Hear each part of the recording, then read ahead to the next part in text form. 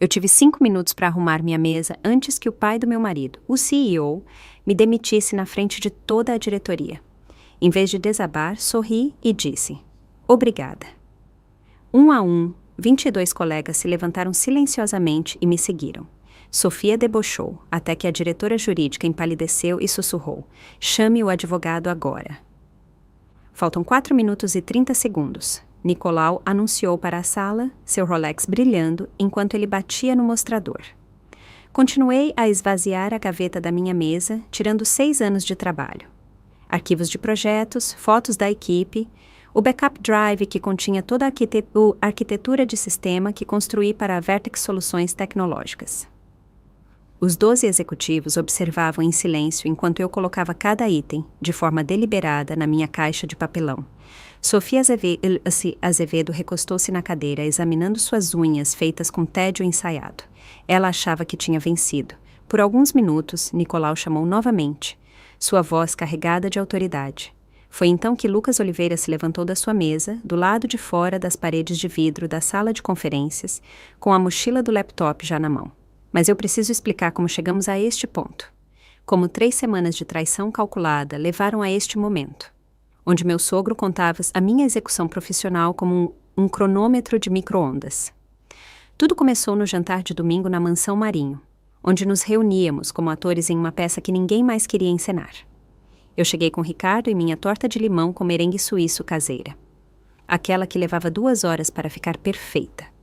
Eliane sempre a pedia, mas nunca mencionava quem a tinha feito, como se tortas surgissem do nada, ou talvez tivessem sido feitas pela empregada. Mais um trimestre recorde para a Vertex Soluções. Nicolau proclamou, em pé na cabeceira da mesa de jantar de mogno que cabia 20 pessoas, mas que geralmente só abrigava nós 4, afogando-se no próprio excesso. Ele ergueu seu copo de cristal, o uísque lá dentro capturando a luz do precioso lustre de cristal que Eliane tanto prezava. Dominamos o mercado porque sei reconhecer talentos e colocá-los onde devem estar. Sua mão pousou no ombro de Ricardo com o peso da expectativa e da herança. Meu marido brilhava sob a atenção, embora sua contribuição para a empresa consistisse principalmente em ter o sobrenome certo e aparecer em reuniões que não entendia. Ninguém mencionou a conta da Campus SA, que eu salvei 2 noites antes, ou o contrato da Morrison Industries, que recuperei trabalhando por 3 fins de semana seguidos, ou o fato de que, enquanto Nicolau estava na sua degustação mensal de uísque no clube de golfe, detectando notas de carvalho e alta importância, eu estava reconstruindo toda a nossa infraestrutura de servidores após uma falha crítica. "Você parece cansada, querida", Eliane murmurou, seus dedos decorados com diamantes suficientes para bancar o salário de todo o meu departamento, roçando brevemente meu ombro.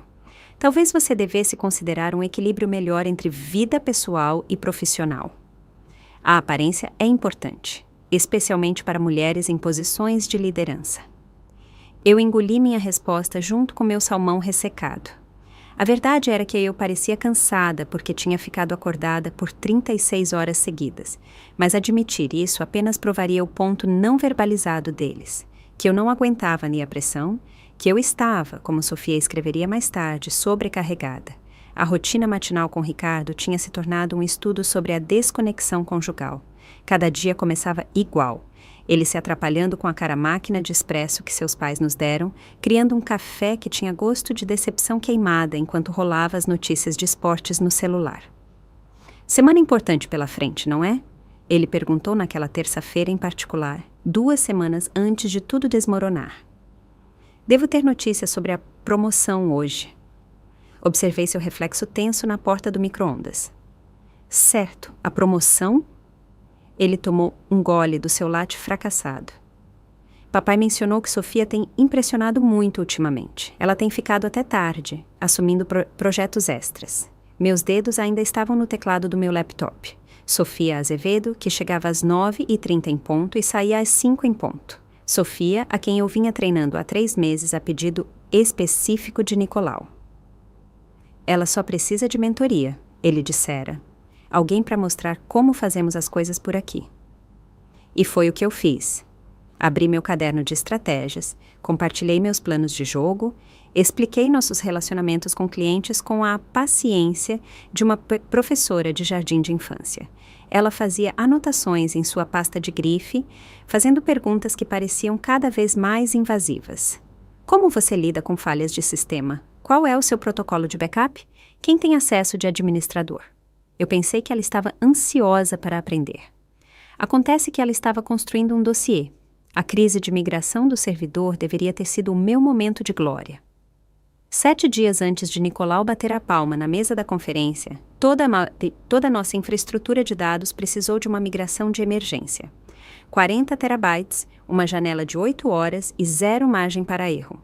Tudo deu errado de uma vez. Arquivos corrompidos, backups que falharam, um pico de energia que não deveria ter sido possível. Às 10 da noite, eu ativei meu protocolo de emergência, chamando toda a minha equipe. Lucas chegou primeiro, ainda usando o programa do recital de dança de sua filha Emma preso à camisa. Ela entendeu, ele disse baixinho, embora eu o pegasse checando os vídeos que sua esposa enviava do auditório. Priscila veio em seguida, com um pedido de desculpas pesado na voz enquanto ligava para o marido. Eu sei que é o nosso jantar de aniversário. Vou compensar você. Ela encerrou a chamada e mergulhou no código como se estivesse desativando uma bomba nuclear. Marcos Dantas, Sara Yoshida, os gêmeos Moreira, que se comunicavam em uma linguagem de programação que parecia telepática. Todos vieram sem questionar.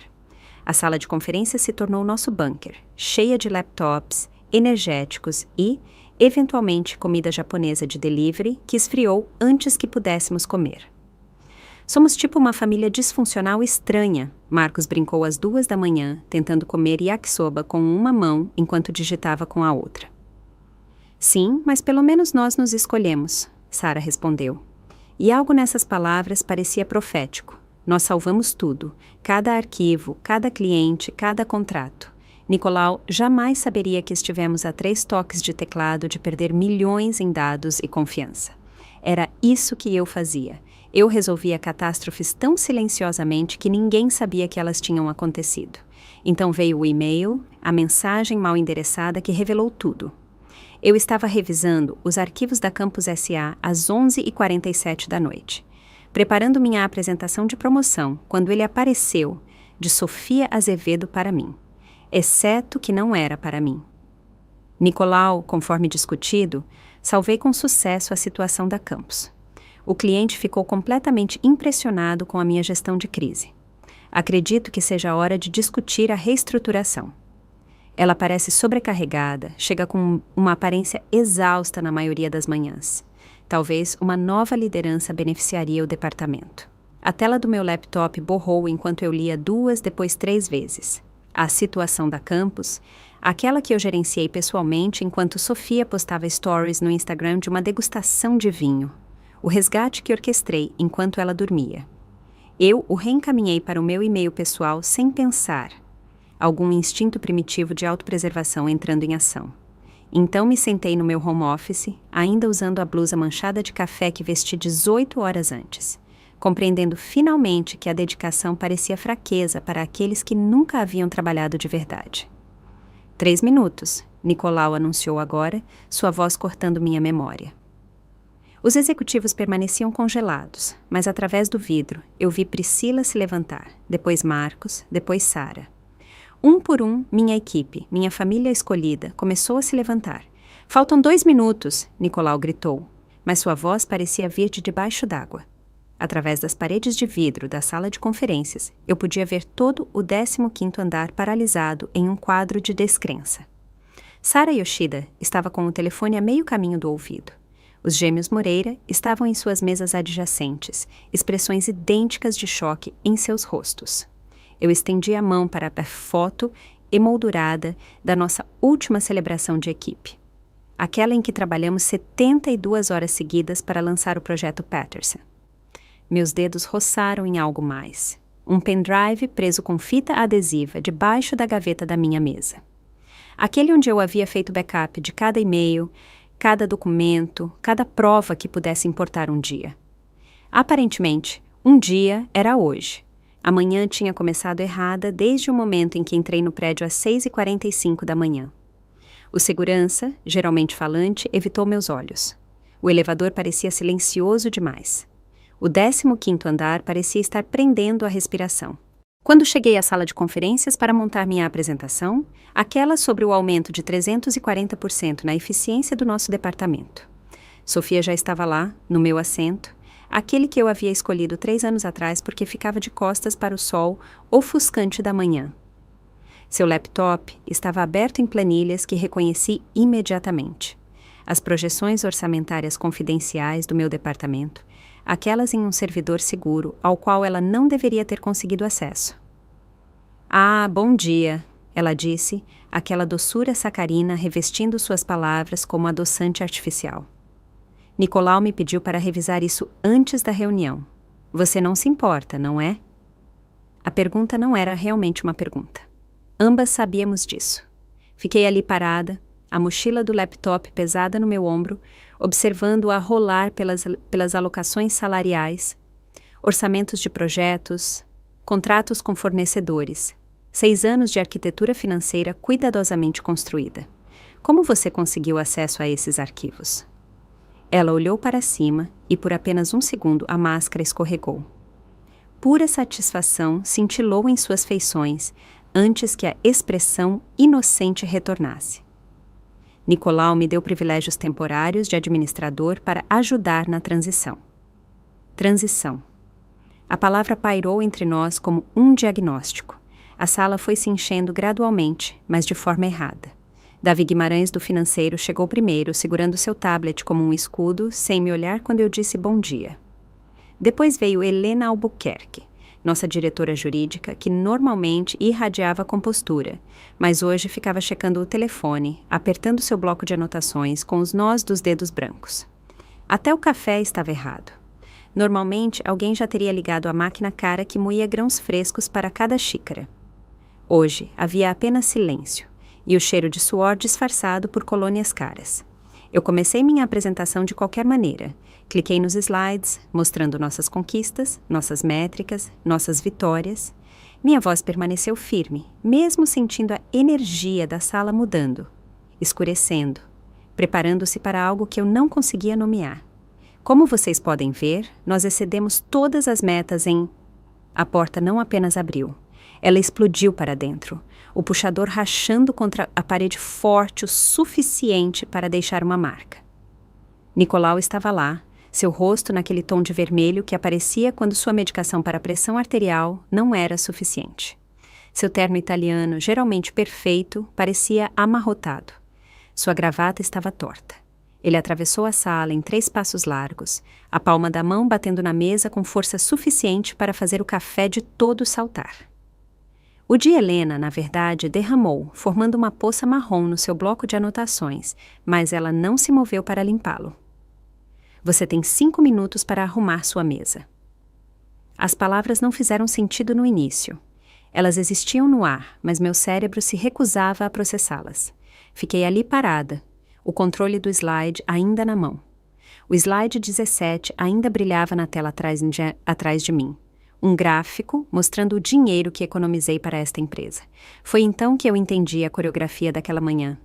Por que Sofia tinha meus arquivos? Por que os executivos evitavam contato visual? Por que Helena parecia pronta para chorar, fugir ou ambos? Isso não foi espontâneo. Foi planejado, orquestrado. Eu havia sido marcada para a execução e todos, exceto eu, sabiam que estava chegando. Sofia recostou-se na minha cadeira. Minha cadeira. E foi então que eu vi.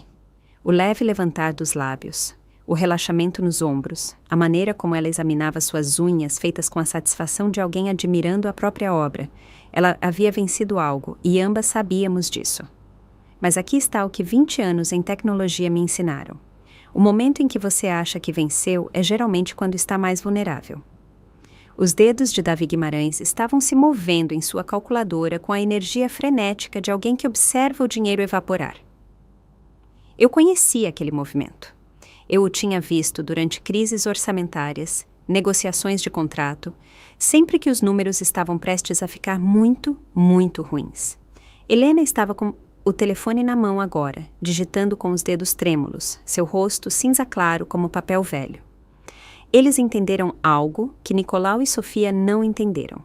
algo sobre contratos e cláusulas, e a diferença caríssima entre demitir alguém em particular e humilhá-lo publicamente na frente de testemunhas. Eu larguei o controle do slide com uma calma deliberada. A voz da minha avó ecoou na minha cabeça. Ela havia sobrevivido à depressão, criado 6 filhos sozinha depois que meu avô morreu. Nunca deixe ninguém ver você dobrar. Quando eles esperam que você quebre, ela me disse uma vez, descascando batatas com mãos que nunca tremiam, é quando você fica mais reta. Obrigada. As palavras saíram claras, genuínas até, porque naquele momento senti algo que não esperava. Alívio. 6 anos fingindo que a família de Ricardo me aceitava. 6 anos de elogios dissimulados de Eliane sobre minha aparência, enquanto eu salvava-me da empresa do marido dela. 6 anos sendo boa o suficiente para consertar todas as crises, mas nunca boa o suficiente para realmente pertencer. O queixo de Nicolau caiu. Ele esperava lágrimas, súplicas, raiva, qualquer coisa, menos gratidão. Atrás dele, vi vários executivos trocarem olhares. A caneta de alguém rolou da mesa e atingiu o chão com um som que parecia um tiro.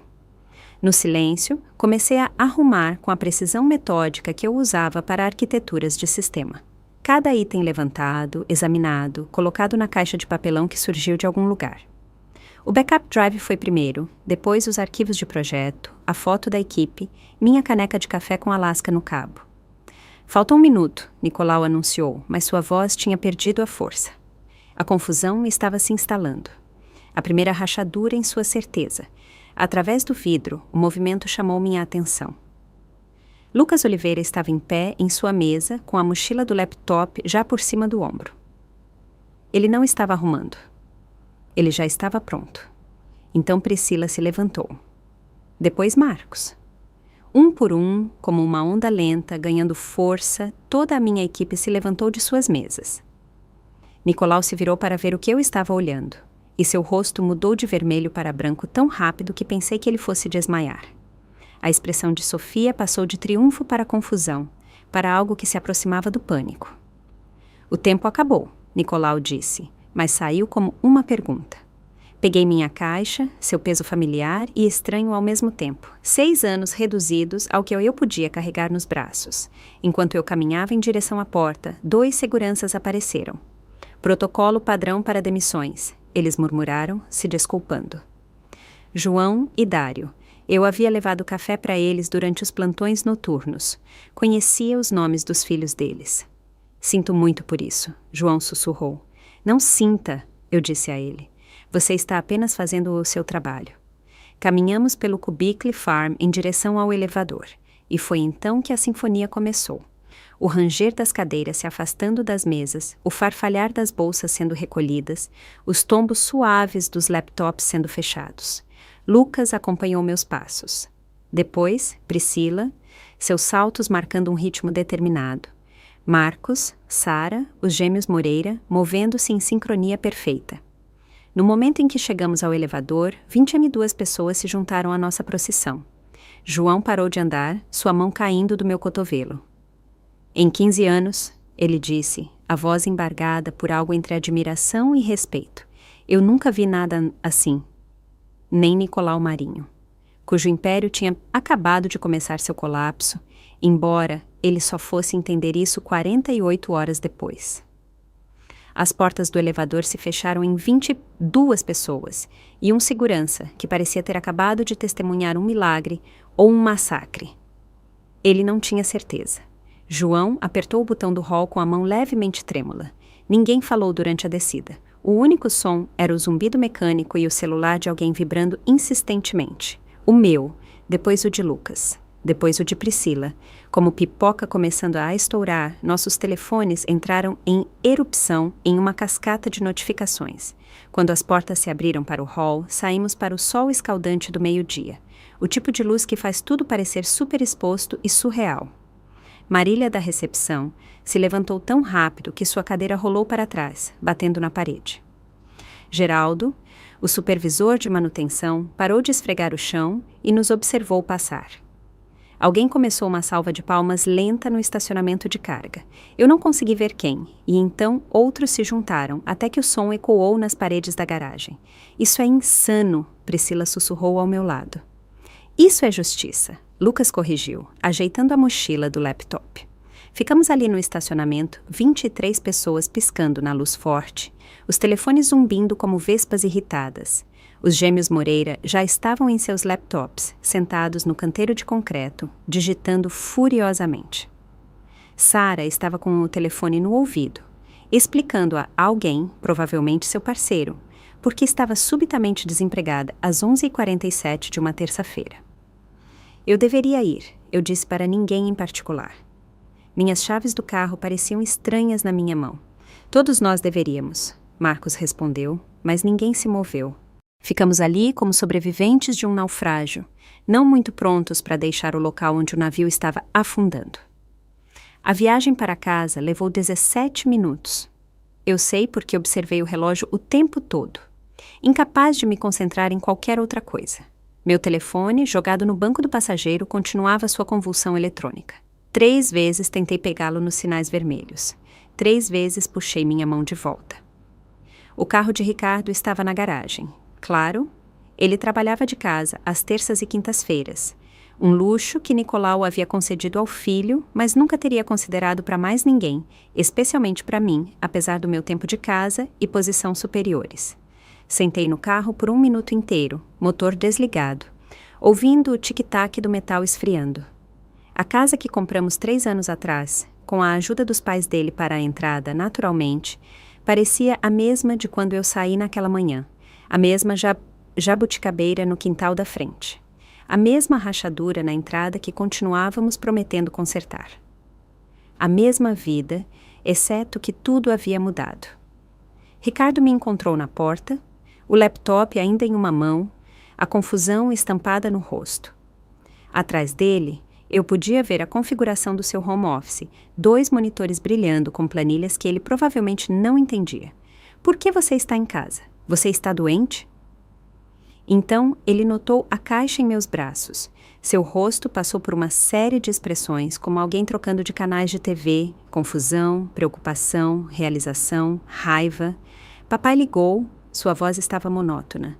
Ele disse que você surtou na reunião, disse que você estava instável, começou a chorar, teve que ser escoltada para fora pela segurança. Coloquei a caixa na nossa mesa de entrada. Aquela que a mãe dele havia nos dado e que eu sempre achei muito ornamentada para o espaço. Foi isso que ele disse? Ele disse que você tem tido dificuldades ultimamente, que Sofia teve que encobrir seus erros, que ele não teve escolha. Eu peguei meu telefone, ignorei as 100 outras notificações e encontrei o e-mail reencaminhado.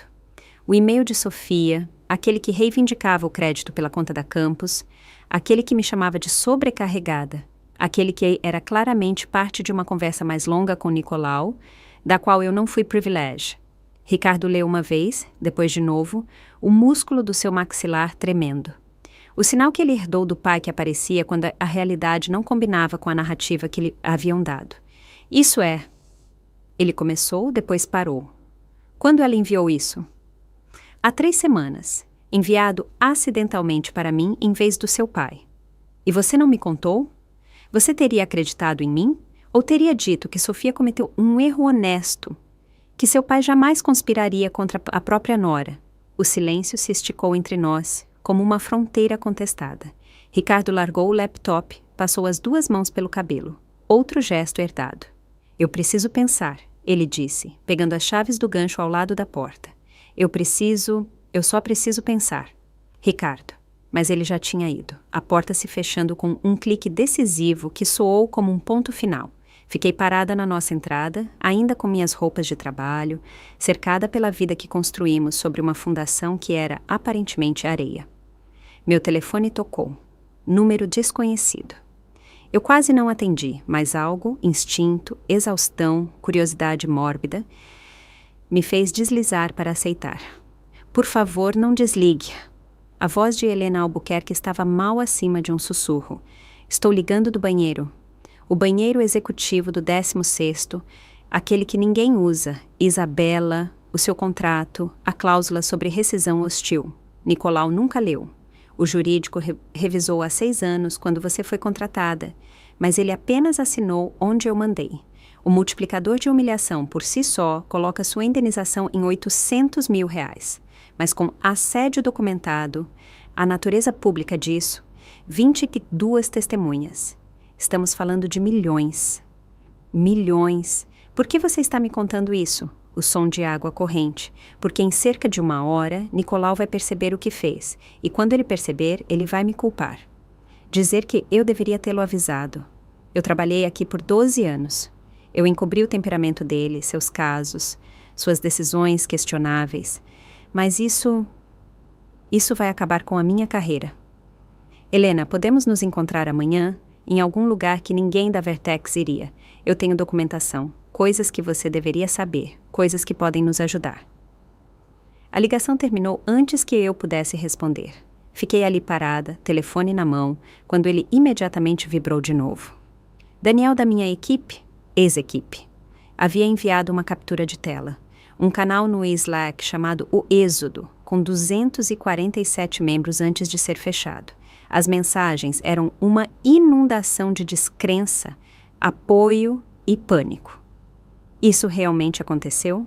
22 pessoas saíram? O que faremos agora? O projeto Campus morreu? Quem vai manter os servidores? Meu aplicativo LinkedIn mostrava 47 notificações. E-mails chegavam.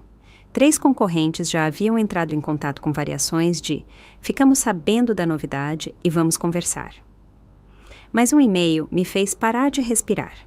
Catarina Nogueira, a investidora de risco que recusou a proposta de Nicolau 6 meses atrás, dizendo que sua empresa carecia de liderança inovadora. Sua mensagem tinha 2 frases. A lealdade da sua equipe vale mais do que todo o valor de mercado da Vertex. Vamos construir algo. Eu estava lendo pela 3ª vez quando a campainha tocou. Eliane Marinho estava na minha varanda às 9 da noite. Maquiagem borrada, segurando uma pasta parda como se pudesse mordê-la. "Posso entrar?" Eliane perguntou. E pela primeira vez em 6 anos, ela parecia frágil. Não a socialite polida que comandava diretorias de caridade e comitês de clube, mas uma mulher carregando um peso que não podia mais suportar sozinha. Dei um passo para o lado. Ela entrou na minha casa. A casa que ela ajudou a financiar, mas na qual nunca me acolheu de verdade. E ficou desajeitada na entrada, agarrada àquela pasta como uma confissão. "Ricardo não está aqui", eu disse. "Eu sei, esperei ele sair." Ela me seguiu até a sala de estar, sentando-se na ponta do nosso sofá como se precisasse fugir a qualquer momento. Nicolau demitiu o próprio irmão desta maneira 20 anos atrás, Eduardo. Ele era CFO, estava na empresa desde o início. Ela abriu a pasta, revelando atas amareladas de reuniões do conselho, e-mails antigos impressos em papel que havia amolecido com a idade. Eduardo questionou uma das decisões de Nicolau publicamente. Nem sequer criticou, apenas questionou. Nicolau deu a ele 10 minutos para se retirar. A família nunca se recuperou. A esposa de Eduardo o deixou. Os filhos dele não falam com Nicolau. 20 anos, e a ferida ainda sangra em todo o feriado. "Por que você está me contando isso agora?" O riso de Eliane era amargo, nada parecido com seu habitual gorjeio musical de sociedade. Porque eu assisti meu marido destruir pessoas por décadas, dizendo a mim mesma que eram negócios, que homens de sucesso tinham que ser implacáveis, mas vê-lo fazer isso com você. Alguém que salvou a empresa dele enquanto ele jogava golfe. Alguém que fez meu filho feliz, mesmo que nunca tenhamos demonstrado. Eu não posso mais fingir. Ela tirou outro papel. Isto é de 5 anos atrás. Michele Guedes, VP de Marketing, demitida em uma reunião de conselho por insubordinação. Ela sugeriu que essa estratégia de Nicolau estava desatualizada. Outro papel. 3 anos atrás, Tiago Souza, chefe de inovação, dispensado publicamente porque havia recebido uma oferta de emprego de um concorrente, e Nicolau queria dar um exemplo. "Eles escolhem o caminho fácil", Eliane continuou. E agora ela estava olhando diretamente para mim. Nicolau e Ricardo, ambos. Eles evitam conflitos criando conflitos maiores. Eles preferem destruir relacionamentos a admitir a culpa. Eu permiti isso por 35 anos, e sinto muito. O abraço dela foi inesperado, feroz e breve. Ela deixou a pasta na minha mesa de centro e desapareceu na noite, deixando-me com a prova de um padrão que eu estava muito perto para enxergar. Meu telefone tocou às 2h07 da manhã. Eu finalmente tinha adormecido no sofá, ainda com minhas roupas de trabalho, o conteúdo da pasta espalhado pela mesa de centro como uma cena de crime. Por favor, me diga que você está acordada. A voz de Helena Albuquerque estava alta de histeria. Estou agora. Sofia destruiu tudo. Ela tentou provar que podia lidar com seus sistemas. Queria mostrar a Nicolau que não precisava do período de transição. Ela estava tentando acessar arquivos de backup, mas excluiu o banco de dados principal de clientes em vez disso. Sentei-me de repente, completamente acordada. Ela excluiu o banco de dados inteiro de clientes? Essa não é a pior parte. Ela tentou recuperá-lo sozinha. Não me ligou.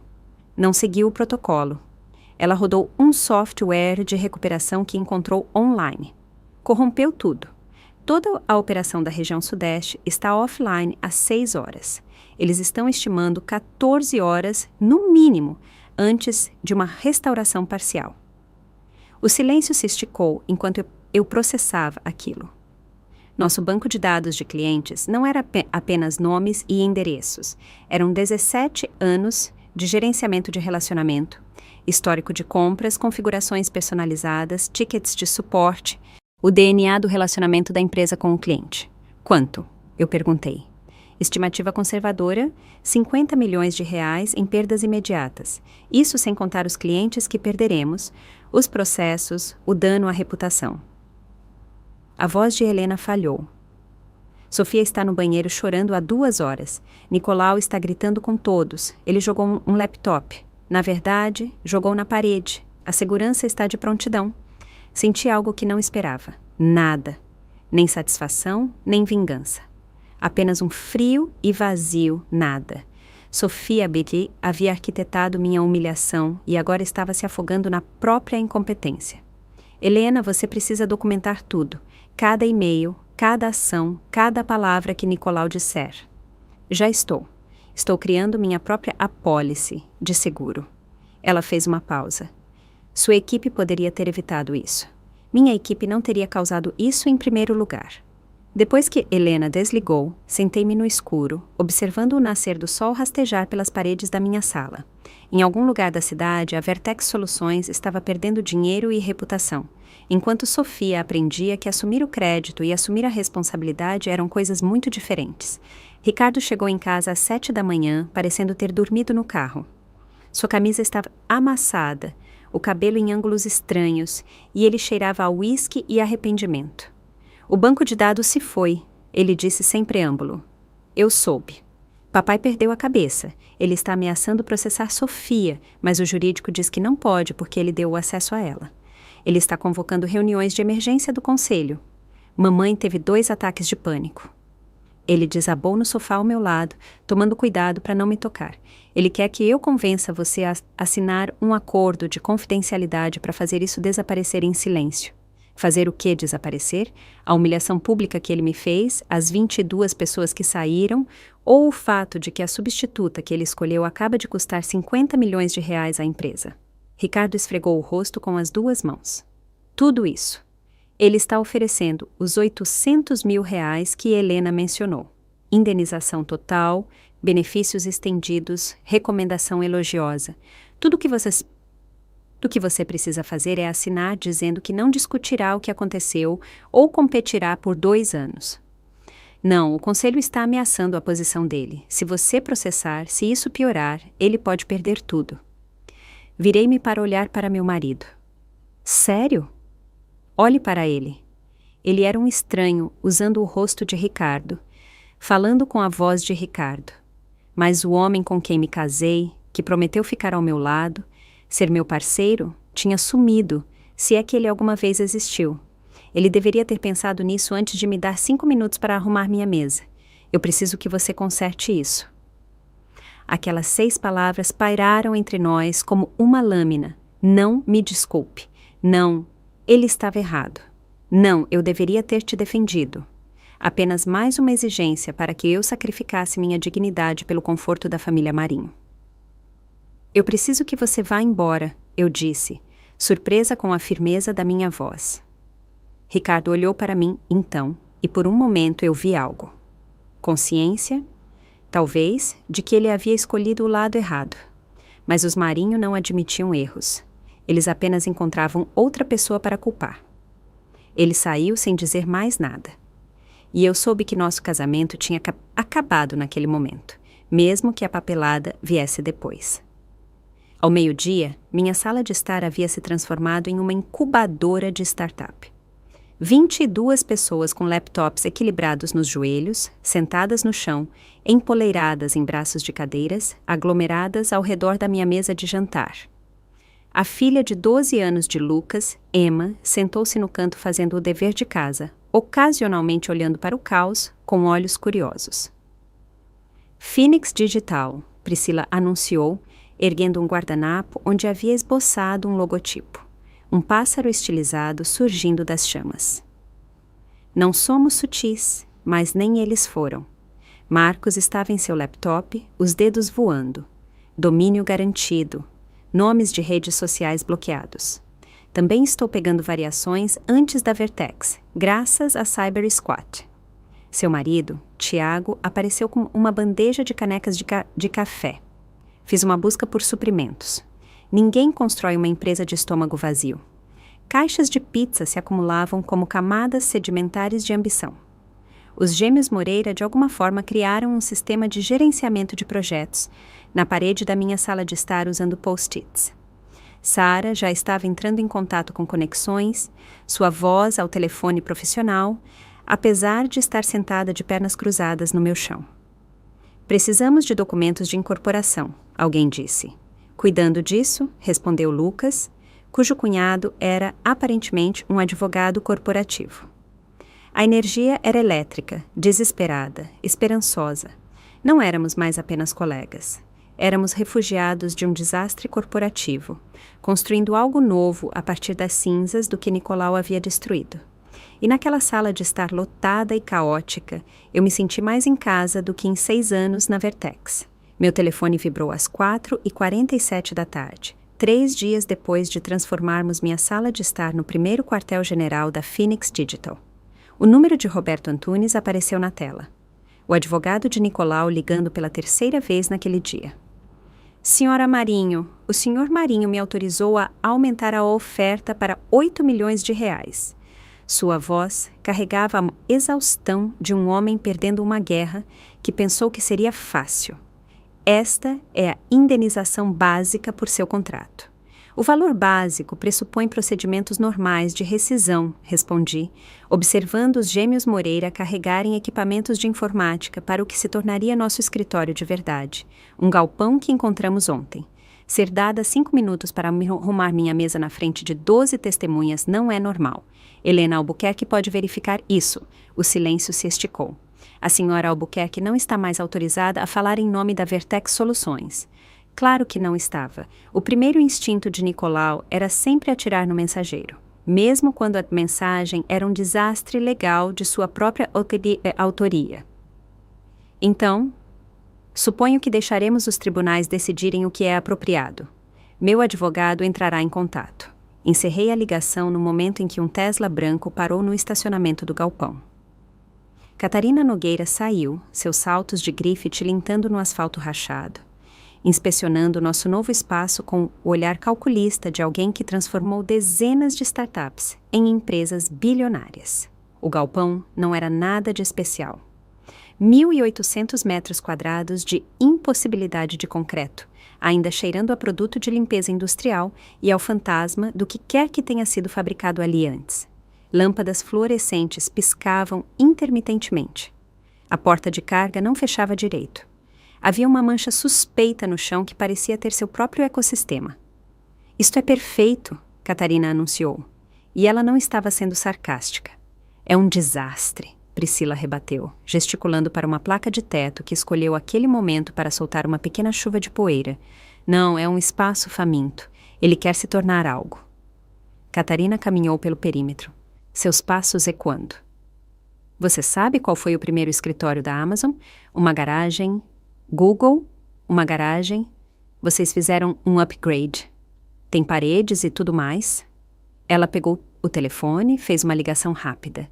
Mande o contrato para o meu e-mail. Sim, o valor total. Ela olhou para mim. 3.500.000 reais em capital semente. Quero 20% de capital próprio e um assento no conselho. Lucas quase deixou cair o laptop. Você nem viu nosso plano de negócios. Eu vi 22 pessoas seguirem seu líder para fora de um emprego estável para a incerteza. Isso vale mais do que qualquer PowerPoint. Ela parou na porta. Nicolau Marinho uma vez me disse que decisões emocionais não têm lugar nos negócios. Ele disse isso ao rejeitar minha proposta de investir na Vertex, porque não gostava do meu estilo de negociação agressivo. Engraçado como a decisão emocional dele de humilhar você publicamente acabou de me entregar o próximo unicórnio. Na manhã seguinte, ela voltou com 2 outras investidoras de risco. Elas visitaram nosso desastre de galpão, fizeram perguntas diretas sobre escalabilidade e penetração de mercado e depois comprometeram mais 2 milhões de reais na hora. Nem tínhamos sido incorporados ainda, e nosso valor era de 17.500.000 reais. Meu telefone não parava de tocar, mas a ligação que importava veio do próprio Roberto Campos, CEO da Campos S.A. Fiquei sabendo da situação na Vertex, ele disse sem preâmbulo. Também fiquei sabendo do desastre do banco de dados. Sofia Azevedo tentou me explicar ontem por que nossas configurações foram perdidas. Ela chorou. Na verdade, chorou em uma ligação com um cliente. Senhor Campos, trabalhamos com sua equipe por 3 anos. O senhor salvou pessoalmente nosso lançamento de produto. Lucas reconstruiu toda a nossa arquitetura durante um fim de semana. Priscila identificou padrões de dados que aumentaram nossa eficiência em 200%. Ele fez uma pausa. Os contratos seguem o talento, não o prédio. Estamos transferindo nossos negócios para a Phoenix Digital com efeito imediato. No final do dia, mais 3 clientes ligaram. Patterson Industries, Morrison Group e Chin Technologies. Juntos, eles representavam 30 milhões de reais em contratos anuais. Cada um anunciou sua decisão no LinkedIn, com um discurso corporativo profissional que mal disfarçava seu desgosto pela forma como a Vertex havia nos tratado. As ações caíram mais 5%, Sara anunciou, atualizando sua tela. São 15% no total desde terça-feira. Estávamos desempacotando equipamentos, montando mesas de verdade agora, compradas de segunda mão de uma startup que havia falhado. Foi quando Ricardo apareceu na porta. Ele parecia menor, de alguma forma diminuído, segurando um buquê de rosas vermelhas. Depois de 6 anos de casamento, ele ainda não sabia que eu era alérgica a rosas, que eu preferia flores do campo, que eu disse isso a ele no nosso 3º encontro. Podemos conversar? Ele ajeitou o peso, desconfortável em suas calças chino e camisa polo engomadas. O uniforme do pai, adotado sem questionar. Saí com ele, deixando minha equipe continuar construindo nosso futuro. O sol do fim da tarde projetava longas sombras sobre o asfalto rachado do estacionamento. Papai está disposto a se desculpar, ele disse, empurrando as rosas para mim como uma oferenda de paz ou talvez um escudo. Ele vai te dar uma posição executiva. Escritório de canto, 20% de aumento, restauração total dos benefícios.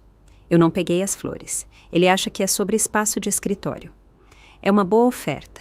Mais do que justa, considerando. Considerando o quê? Que ele me humilhou? Que Sofia destruiu o banco de dados tentando provar que podia fazer o meu trabalho? Que 22 pessoas saíram porque testemunharam algo inconcebível? Ricardo colocou as rosas no chão entre nós e elas pareciam tristes ali, morrendo no asfalto quente. Ele é meu pai e você era minha esposa. Tempo passado, Ricardo. Você tornou isso tempo passado no momento em que me pediu para engolir a humilhação pelo conforto da sua família. Seu rosto se enrugou ligeiramente. A primeira emoção genuína que vi nele em dias. Você está desistindo de nós, do nosso casamento. Seu pai não nos quebrou. Você o fez, quando voltou para casa e me pediu para consertar o erro dele em vez de ficar ao meu lado. Quando escolheu o caminho fácil da lealdade familiar em vez do caminho difícil de fazer o que era certo. Ele olhou para mim então, realmente olhou, e por um momento eu vi o homem por quem me apaixonei. Aquele que existia antes da influência do pai se calcificara ao redor dele como uma armadura. Mas aquele homem estava enterrado há tanto tempo que a ressurreição não era mais possível. Eu devo ir, ele disse calmamente. Sim. Ele voltou para o carro, o BMW que o pai havia comprado para ele, naturalmente, e foi embora. As rosas permaneceram no asfalto. Eu as deixei lá. No início da noite, elas murcharam no calor, as pétalas se espalhando no vento como todos os planos cuidadosamente traçados de Nicolau. À meia-noite, meu telefone vibrou com um arquivo criptografado de Helena Albuquerque. A linha de assunto dizia simplesmente: minha indenização. O arquivo de áudio tinha 43 minutos de uma reunião do conselho da Vertex. A qualidade era cristalina.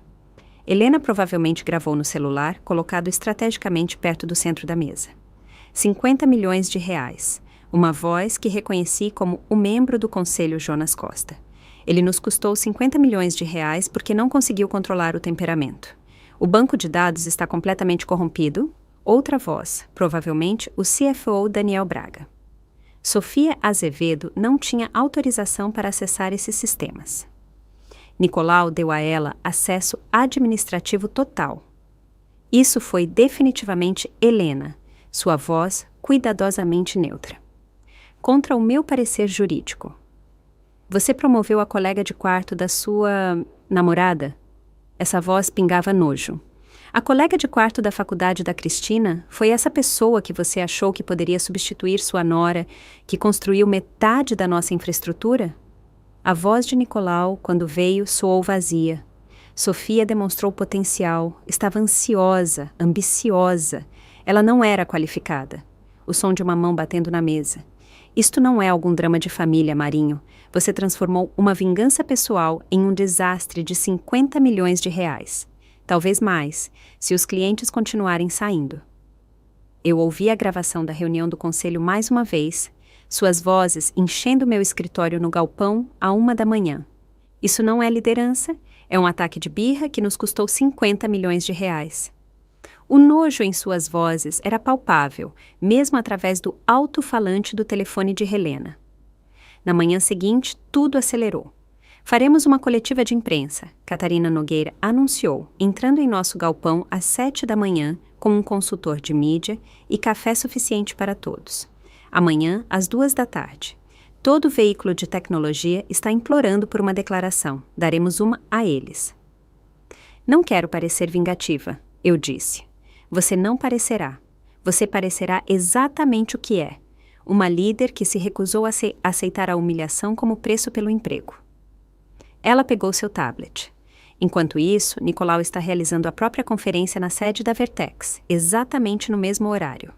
Minhas fontes dizem que ele está planejando enquadrar isso como uma reestruturação estratégica.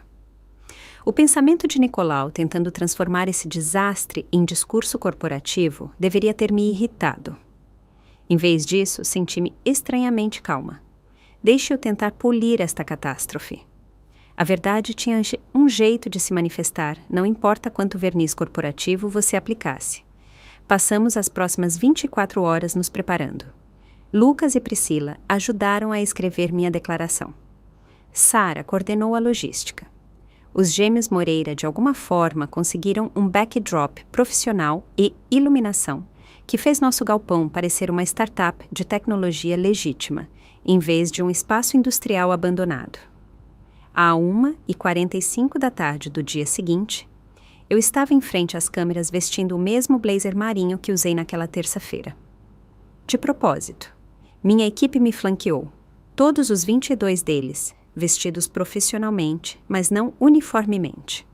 Parecíamos o que éramos, indivíduos que escolheram ficar juntos. Boa tarde, comecei, minha voz mais firme do que meu pulso. 2 semanas atrás, Nicolau Marinho me deu 5 minutos para arrumar minha mesa, após 6 anos construindo a infraestrutura técnica da Vertex Soluções.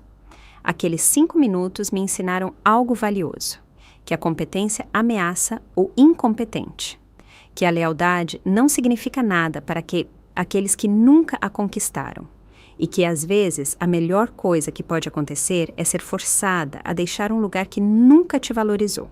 As câmeras clicavam como chuva digital. Alguém do TechCrunch digitava furiosamente.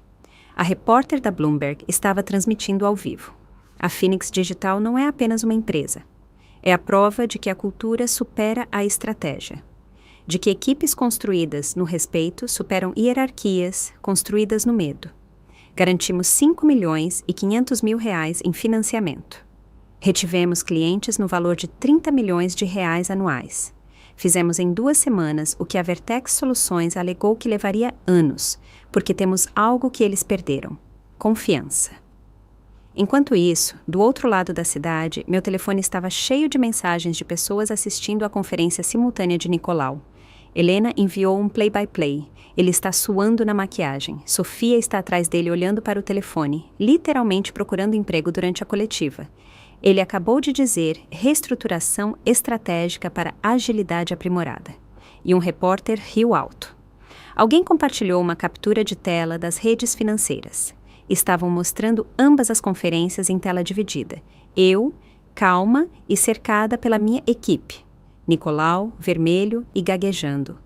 Com Sofia ao lado dele, rolando o LinkedIn. Aparentemente tendo desistido de qualquer pretensão de prestar atenção. O ticker das ações corria sob ambas as transmissões. Vertex Soluções em queda de mais 8%. Ainda estávamos comemorando naquela noite quando meu telefone tocou de um número bloqueado. Eu quase não atendi, mas algo me fez deslizar para aceitar. Por favor, não desligue. A voz de Sofia, mais diferente. Tinha sumido a doçura artificial, o profissionalismo ensaiado. Ela parecia jovem, desesperada, assustada. Eu sei que você me odeia. Eu não te odeio, eu disse, surpreendendo-me com a verdade disso. Eu não sinto nada por você. Uma inspiração aguda. Fui demitida. Diferenças estratégicas, eles chamaram, mas todos sabem que significa que eu destruí o banco de dados. Estou sendo blacklistada. Ninguém sequer me entrevista. Ela estava chorando agora. Soluços feios que me lembraram que ela tinha apenas 26 anos. Ambiciosa e implacável, mas ainda jovem o suficiente para acreditar que essas eram as únicas qualidades que importavam. Eu tenho empréstimos estudantis, aluguel, as contas médicas da minha mãe. Ela está em uma bagunça e eu sou o único apoio dela. E sua voz falhou completamente. Eu sei que peguei o crédito pelo seu trabalho. Eu sei o que fiz, mas, por favor, apenas uma recomendação. Apenas algo que diga que não sou totalmente incompetente. Olhei ao redor do nosso galpão, para minha equipe ainda trabalhando apesar da hora avançada. Para os quadros brancos cobertos de inovação real, em vez de jargões corporativos, para o espaço que construímos com base no mérito, em vez da manipulação. Sofia, eu disse, e ela ficou em silêncio, exceto pelos fungados. Você pegou o crédito pela conta da Campus. Você me chamou de sobrecarregada e sugeriu que eu precisava ser substituída. Você sorriu enquanto Nicolau me dava 5 minutos para arrumar 6 anos de trabalho. Você pegou o crédito pelo trabalho dos outros. Agora você precisa assumir o crédito pelo seu próprio fracasso. Essa é a única recomendação que posso te dar. A ligação durou exatamente 5 minutos. Eu cronometrei. 3 dias depois, a notícia explodiu em todos os lugares ao mesmo tempo. Nicolau Marinho renuncia ao cargo de CEO da Vertex Soluções. O comunicado de imprensa foi uma obra-prima de eufemismo corporativo, em busca de novas oportunidades. Momento para nova liderança, grato por seus anos de serviço. Mas todos sabiam a verdade. O conselho lhe dera uma escolha: renunciar com uma fração de sua dignidade intacta ou ser demitido por justa causa e perder tudo. Ele escolheu a renúncia, mas era como escolher de qual penhasco pular. O final era o mesmo. Eliane me ligou naquela noite, sua voz vazia, mas de alguma forma mais leve. Ele está se mudando para essa casa de hóspedes. 35 anos de casamento. E foi isso que finalmente nos quebrou. Não os casos dele com secretárias. Não o ego dele que precisava de um CEP próprio, mas vê-lo destruir você. Alguém que não fez nada além de torná-lo bem-sucedido, puramente por esporte. Foi então que eu soube que o homem com quem me casei se foi, se é que ele alguma vez existiu. Eliane, não se desculpe, não me console, isso é liberdade, mesmo que venha 30 anos tarde demais. O galpão parecia diferente naquela noite. Os gêmeos Moreira penduraram luzes que faziam as paredes de concreto parecerem quase quentes. Sara trouxe plantas que de alguma forma prosperavam apesar do ambiente industrial. Marcos montou um sistema de som que tocava jazz suave enquanto trabalhávamos. Conseguimos, Priscila disse, aparecendo ao meu lado com 2 taças de champanhe, não o material barato de antes. Catarina havia enviado caixas do produto de verdade. Conseguimos o quê? Nós vencemos. Davi venceu Golias. O Império contra-atacou, mas os rebeldes venceram de qualquer maneira. Escolha sua metáfora. Geraldo, o supervisor de manutenção da Vertex, que se juntou a nós na semana anterior, ergueu seu esfregão no ar como uma tocha, o mesmo gesto daquela terça-feira, mas diferente agora. Na época era solidariedade, agora era vitória. A segunda chances e a vingança de primeira classe, ele gritou e todos ergueram suas taças. Mas eu não estava pensando mais em vingança. Eu estava pensando no contrato que acabamos de fechar, aquele que a Vertex estava cortejando há 2 anos. A Global Tech, cujo CEO ligou pessoalmente para dizer: vimos as coletivas de imprensa, vimos como a Vertex trata as pessoas que construíram o sucesso deles. Escolhemos trabalhar com construtores, não com destruidores. Nosso valor de mercado atingiu 50 milhões de reais. Nada mal para uma empresa que começou na minha sala de estar com caixas de pizza e pânico. Não é vingança, eu disse a Priscila, observando minha equipe, minha família de escolha, trabalhando até tarde porque queriam, não porque alguém estava contando suas horas. É apenas sucesso. A vingança é só um efeito colateral. Mas em algum lugar da cidade, Nicolau Marinho estava sozinho em uma casa de hóspedes atrás da mansão que ele não podia mais pagar. Seu império reduzido a escombros em menos de 1 mês. Aprendendo tarde demais que quando você dá a alguém 5 minutos para arrumar a vida, às vezes eles levam tudo com eles quando vão embora. O champanhe tinha ficado flat pela manhã, mas ninguém se importava. Ainda estávamos na euforia da nossa avaliação de 50 milhões de reais, quando Helena Albuquerque entrou pela porta do nosso galpão às 7h23 da manhã, carregando uma caixa de banqueiro e exibindo uma expressão que eu nunca tinha visto em seu rosto. Determinação misturada com algo mais sombrio. Preciso de 5 minutos do seu tempo, ela disse. E a ironia daquele número específico não passou despercebida por ninguém. Ela colocou a caixa na minha mesa. Uma mesa de verdade agora, comprada em uma liquidação. Marcada, mas sólida. Fui diretora jurídica da Vertex por 12 anos. Eu assisti Nicolau destruir carreiras, violar leis trabalhistas, encobrir denúncias de assédio. Eu documentei tudo. Ela abriu a caixa, revelando pastas meticulosamente rotuladas por data e tipo de violação. Cada demissão ilegal, cada acordo que pagamos para manter as pessoas quietas. Cada vez que ele gritou com alguém até que chorassem, e depois me fez escrever a papelada dizendo que renunciaram por motivos pessoais. Lucas levantou a cabeça do laptop. Por que guardar tudo isso? Seguro, Helena disse simplesmente. Eu sabia que eventualmente ele se voltaria contra mim também. Eu estava certa. Ele tem dito ao conselho que eu deveria ter impedido o êxodo em massa, que falhei no meu dever fiduciário. Ela tirou uma pasta grossa. Esta é a minha favorita. 3 anos de e-mails onde ele explicitamente me disse para ignorar protocolos jurídicos. Ela se virou para mim, seus olhos cinzentos e penetrantes por trás dos óculos de grife. Quero ser sua diretora jurídica-chefe. Em troca, garanto que Nicolau nunca mais trabalhe com tecnologia. Minha vingança pode ser mais fria do que a sua, mas está fermentando há 12 anos. Eu sei onde todos estão enterrados porque ajudei a cavar as covas. Priscila assoviou. Isso é pesado. Isso é negócio, Helena corrigiu. Ele me ensinou isso. Agora vou ensiná-lo o que acontece quando você cria inimigos que conhecem seus segredos. Olhei para aquela mulher que se sentou naquela sala de reuniões observando minha humilhação e percebi que ela não tinha sido cúmplice. Ela estava coletando provas. Bem-vinda à Phoenix Digital, eu disse.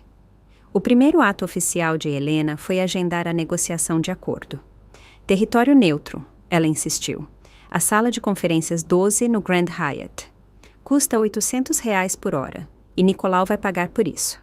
A reunião foi marcada para quinta-feira, às 10 da manhã. Cheguei cedo, encontrando a sala exatamente tão cara e sem alma quanto eu esperava. Cadeiras de couro que se esforçavam demais. Uma mesa polida a um brilho espelhado.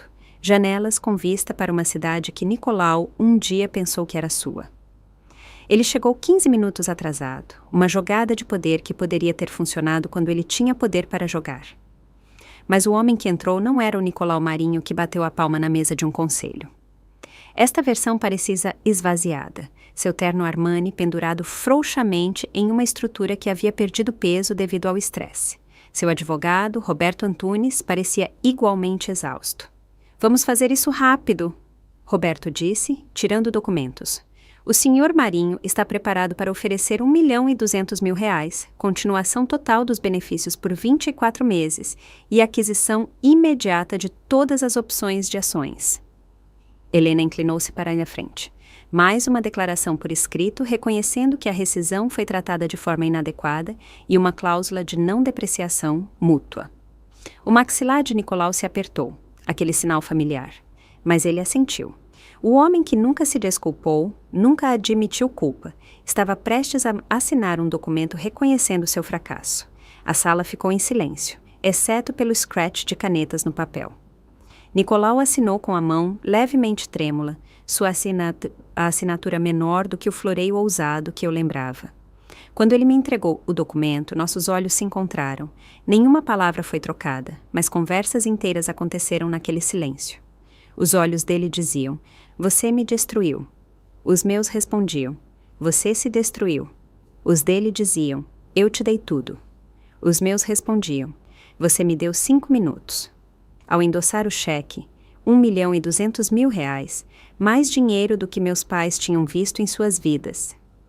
Senti algo que não esperava. Não satisfação ou vingança, apenas vazio. A sensação oca de vencer uma guerra que nunca deveria ter sido travada. Nicolau se levantou para sair, mas parou na porta. Por um momento pensei que ele fosse falar, que finalmente diria algo real. Mas homens Marinho não se desculpavam. Eles apenas recuavam para lamber as feridas em particular. Depois que ele saiu, Helena pegou o telefone e me mostrou algo que me fez prender a respiração. Imagens de segurança da Vertex datadas do dia anterior à renúncia de Nicolau. "João da Segurança me enviou isso", ela disse. "Ele achou que você deveria ver." A filmagem granulada mostrava Nicolau parado no que tinha sido meu escritório, agora completamente vazio. O carimbo de data-hora dizia 9h47 da noite. Ele estava sozinho, falando com a sala vazia, embora a câmera de segurança não capturasse áudio. "Ele ficou lá por 20 minutos, Helena disse. João conseguiu ler os lábios dele em parte. Ele ficava dizendo: "Eu dei a ela 5 minutos. Ela levou tudo." "Ele está errado", eu disse calmamente. "Ele tirou tudo de si mesmo. Eu apenas me recusei a afundar com o navio dele." Helena assentiu. "João queria que você soubesse de outra coisa. Foi ele quem garantiu que as câmeras capturassem tudo naquela terça-feira. Cada ângulo da sala de reuniões, a caminhada para fora, tudo." Ele disse: "Assistir você manter a dignidade enquanto Nicolau perdia a cabeça foi a melhor coisa que ele testemunhou em 15 anos de trabalho de segurança." Meu telefone vibrou com uma mensagem de Eliane. "Podemos nos encontrar? Importante." Encontrei-a em uma cafeteria no centro. O tipo de lugar que servia lattes de R$ 40 para pessoas que achavam que preço era sinônimo de qualidade. Ela parecia diferente, mais jovem de alguma forma, embora tivesse envelhecido anos no último mês. "Eu entrei com um pedido de divórcio esta manhã", ela disse sem preâmbulo. "Entreguei os papéis a ele no clube de golfe, durante a reunião mensal do conselho. Máximo de testemunhas, máxima humilhação." "Eliane, não sinta pena de mim. Isso está 35 anos atrasado." Ela mexeu seu café caro com calma deliberada. "Eu desculpei a crueldade dele como força, os casos dele como alívio do estresse, a destruição de carreiras como necessidades de negócios. Mas vê-lo destruir você. Alguém que não fez nada além de ter sucesso. Puramente porque ele podia. Foi quando eu entendi que estava permitindo um monstro." Ela pegou o telefone, mostrando-me uma foto de documentos legais. "Estou pegando metade de tudo." As casas, os investimentos, a preciosa coleção de vinhos dele com a qual ele passava mais tempo do que com a família. Meu advogado diz que o acordo pré-nupcial não vai se sustentar. Muitas infidelidades documentadas. E quanto a Ricardo? O rosto de Eliane escureceu. Ricardo escolheu o lado dele. Ele poderia ter ficado ao seu lado. Em vez disso, ele pediu que você absorvesse a humilhação para manter o pai dele confortável. Ele é exatamente o que eu o criei para ser. Um covarde que confunde submissão com lealdade. Ela se levantou para sair, depois fez uma pausa. A dinastia Marinho levou 3 gerações para ser construída. Nicolau a destruiu em 5 minutos. Os mesmos 5 minutos que ele deu a você. Há poesia nisso, você não acha? Enquanto ela se afastava, percebi que o Império Marinho não apenas desmoronou. Explodiu completamente. Nicolau perdeu sua empresa, sua reputação, seu casamento, seu legado, tudo porque ele não resistiu a humilhar alguém que não havia feito nada além de torná-lo bem-sucedido. O cheque do acordo foi compensado no dia seguinte. R$ 1.200.000 na minha conta, parecendo simultaneamente justiça e dinheiro sujo. Fiquei olhando para o R$ 1.200.000 no aplicativo do meu banco. O número ainda parecendo surreal.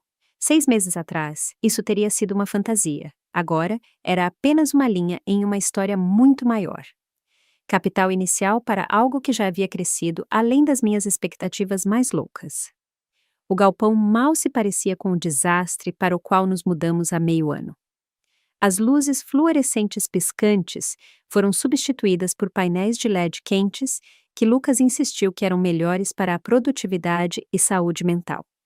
A mancha suspeita se foi, coberta por um piso de epóxi industrial que Priscila escolheu porque combinava com as cores do nosso logotipo. Tínhamos móveis de verdade agora. Mesas de pé, cadeiras ergonômicas, até mesmo uma cozinha, que não cheirava a décadas de abandono. Mãe, olha! Emma, a filha de Lucas, chamou do que designamos como o canto de dever de casa. Ela ergueu seu teste de matemática. 98%. Priscila me ajudou com as fórmulas na semana passada. Este havia se tornado nosso ritmo. Emma fazia o dever de casa aqui depois da escola enquanto Lucas trabalhava. Os gêmeos Moreira a ensinavam noções básicas de codificação. Sara ajudava com seus projetos de ciências. Não éramos apenas uma empresa. Havíamos nos tornado a família que alguns de nós nunca tivemos. O sistema de apoio que a cultura corporativa prometia, mas nunca entregava. Valor de mercado de R$ 75 milhões a partir desta manhã, Marcos anunciou, atualizando nosso quadro de celebração. Sim, tínhamos um desses agora, coberto de vitórias grandes e pequenas. E a Richardson Industries acabou de assinar. São 40 funcionários e 12 grandes clientes. 40 funcionários. Pessoas que nos escolheram não pela estabilidade, ainda éramos uma startup, afinal, mas pela cultura. Eles viram nossa coletiva de imprensa, souberam da debandada, sabiam exatamente o que defendíamos. Todo o currículo vinha com uma nota sobre querer trabalhar em um lugar que valorizava as pessoas acima dos lucros. Os pais de Priscila visitaram na semana passada de Mumbai, realizando uma cerimônia de bênção tradicional em nossa sala de conferências. A mãe dela tocou meu ombro e disse: "Você deu propósito à minha filha além de um salário. Isso vale mais do que qualquer valor de mercado." Eu estava revisando contratos quando a porta abriu. Ricardo estava lá, parecendo um fantasma do homem com quem me casei. Ele havia perdido peso, mas não de uma forma saudável. Mais como se o luto o estivesse consumindo por dentro. Na mão dele estavam papéis que reconheci imediatamente. Documentos de divórcio. "Podemos conversar?" Ele perguntou, sua voz menor do que eu jamais a tinha ouvido. Fomos para a sala de descanso, agradável, com cadeiras de verdade e uma máquina de café que funcionava. Ele se sentou à minha frente, os papéis entre nós como uma fronteira que estávamos prestes a reconhecer formalmente. "Estou fazendo terapia", ele disse sem preâmbulo. 2 vezes por semana, por 4 meses, aprendendo sobre dinâmica familiar, emaranhamento, codependência, termos que eu nem sabia que existiam quando nos casamos. Eu deveria ter te defendido. As palavras jorraram como se estivessem acumulando pressão. Naquela terça-feira, quando papai te humilhou, eu deveria ter estado naquela sala de reuniões te defendendo. Eu deveria ter saído com você. Em vez disso, voltei para casa e te pedi para consertar a bagunça dele. Eu escolhi o conforto em vez da coragem, a familiaridade em vez do que era certo. Ele empurrou os papéis para mim. Não estou pedindo perdão ou outra chance. Eu sei que esse navio já partiu. Eu queria que você soubesse que eu entendo agora o que perdi, o que joguei fora porque não consegui enfrentar meu pai. Você ainda está na Vertex? Eu perguntei. Ele riu, mas era um som oco. Ninguém está na Vertex. Foi absorvida pela Stratton Corp no mês passado. Eles ficaram com as patentes e demitiram todo mundo. A reputação do papai garantiu que ninguém a comprasse intacta. Assinamos os papéis em relativo silêncio. Apenas o scratch de canetas e o zumbido da máquina de café. Nesta mesma sala onde minha equipe planejou o futuro da Phoenix Digital, eu estava assinando o fim do passado. Ricardo se levantou para sair, então se virou. Espero que você encontre alguém que veja seu valor imediatamente, ele disse. Não depois que for tarde demais, não depois que eles já tiverem perdido você. Alguém que te defenda na terça-feira, não que peça desculpas por isso 6 meses depois. Depois que ele saiu, fiquei sentada por um momento, sentindo o peso de encerrar um casamento que provavelmente havia acabado muito antes de Nicolau me dar aqueles 5 minutos, mas havia paz nisso também. Finais limpos abriam espaço para começos melhores. Helena apareceu na porta. Tudo bem? Sim, apenas fechando capítulos. Levantei-me, sacudindo a melancolia. O que foi? Acho que você deveria ver isso. Ela me mostrou o telefone. O perfil de Nicolau no LinkedIn foi atualizado naquela manhã. Consultor de negócios independente, trabalhando em um endereço que reconheci como uma galeria comercial na periferia da cidade. Sua última postagem era sobre liderança através da adversidade e a importância da ação decisiva. 3 curtidas. Eu cliquei nelas. 2 eram claramente contas compradas e uma era de alguém tentando vender-lhe serviços de marketing. Isso é triste, eu disse. Isso são consequências. Helena corrigiu. Ele trabalha sozinho em um escritório alugado acima de um serviço de contabilidade, sem clientes, sem perspectivas, sem futuro em tecnologia. A reputação dele é tão tóxica que nem startups desesperadas o procuram. Pensei no Nicolau que estava na cabeceira de sua mesa de mogno, imperador de seu domínio, contando a minha execução profissional. Agora ele tinha tempo infinito e nada para preenchê-lo. Sem funcionários para aterrorizar, sem conselho para impressionar, sem família para voltar para casa, apenas um escritório vazio e postagens no LinkedIn que ninguém lia. Você sente pena dele? Helena perguntou. Não, eu disse honestamente. Não sinto nada, ele é apenas uma história de advertência agora. Uma nota de rodapé na história de origem da Phoenix Digital. Naquela tarde, realizamos nossa reunião semanal de equipe. Não em uma sala de reuniões estéril com pessoas checando seus telefones, mas em nosso espaço de trabalho aberto, com todos genuinamente engajados. Os gêmeos Moreira apresentaram sua nova estrutura. Sara delineou a trajetória de crescimento do cliente. Geraldo. Sim, ele era nosso diretor oficial de moral agora. Anunciou o lançamento da equipe de sexta-feira. Olhando para aquelas 40 pessoas que escolheram construir algo conosco, pensei naqueles 5 minutos. Como eles pareceram um fim, mas eram na verdade um começo. Nicolau me deu 5 minutos para arrumar minha vida profissional. Em troca, ganhei uma família de verdade, uma empresa construída no respeito e o conhecimento de que, quando você se recusa a aceitar a humilhação, muitas vezes encontra a dignidade esperando do outro lado. Ei! Priscila disse, aparecendo ao meu lado. Catarina Nogueira acabou de ligar. A Bloomberg quer fazer uma matéria sobre nós. A empresa que ressurgiu de uma demissão de 5 minutos. Eu sorri. Diga a eles que sim, mas certifique-se de que saibam que não somos a história de uma demissão. Somos a história do que acontece quando pessoas boas se recusam a permitir que pessoas pequenas as diminuam. O galpão zumbia com energia produtiva. Em algum lugar da cidade, Nicolau estava sentado em seu escritório na galeria comercial, provavelmente atualizando seu LinkedIn para ver se alguém havia curtido sua última postagem sobre resiliência. A diferença entre nós não era que eu tinha vencido e ele tinha perdido.